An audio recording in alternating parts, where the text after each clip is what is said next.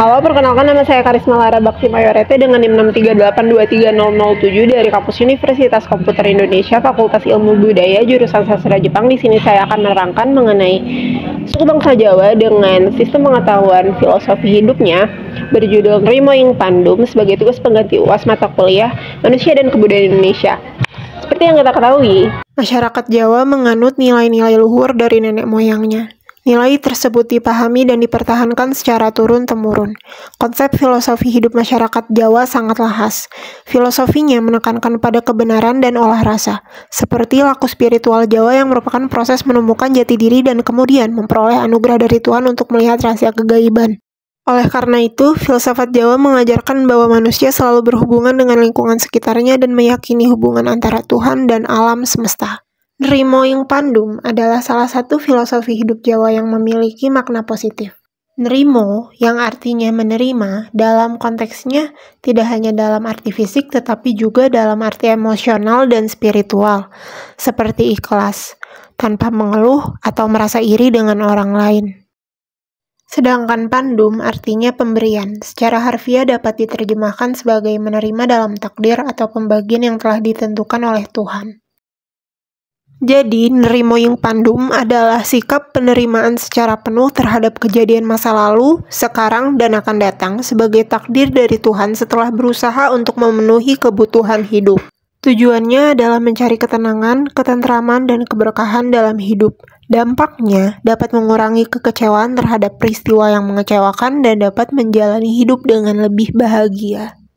Menurut Endra Suara tahun 2012, sikap Nrimo Ing Pandum memiliki 3 aspek utama, yaitu syukur, sabar, dan rima.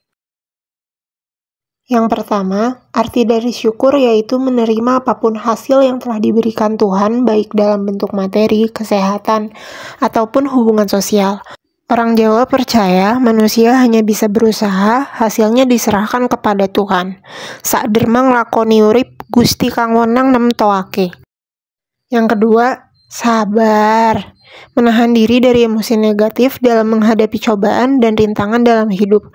Karena dengan bersabar, tujuan ketenangan dan ketentraman akan tercapai. Orang Jawa biasanya menghindari ketegangan atau ambisi yang mengorbankan hubungan baik dalam upaya menjaga keharmonisan.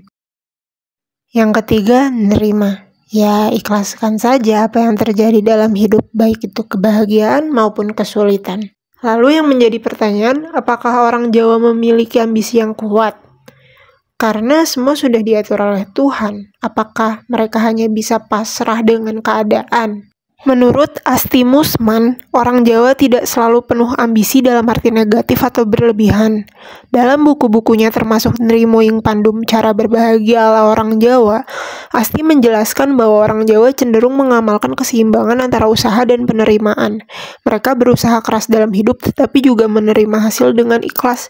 Jadi meskipun mereka memiliki ambisi, mereka tidak membiarkannya menguasai hidup secara berlebihan. Lalu bagaimana dengan penerapannya dalam kehidupan sehari-hari? Baik, misalnya kita ambil contoh seorang pedagang.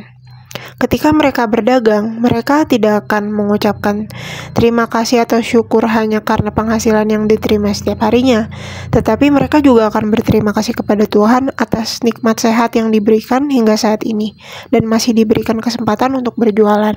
Kemudian ketika pembeli banyak bertanya namun tidak pasti apakah ingin membeli barang dagangan atau setelah lama berjualan namun tidak mendapatkan penghasilan sedikit pun, pedagang akan mengingat bahwa semua rezeki sudah ada Tuhan yang mengatur.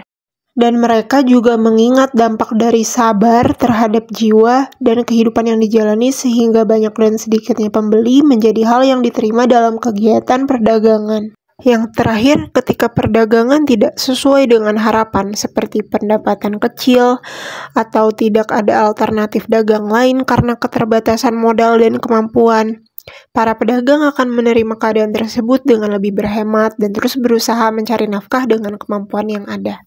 Mereka menerima dengan ikhlas keadaannya.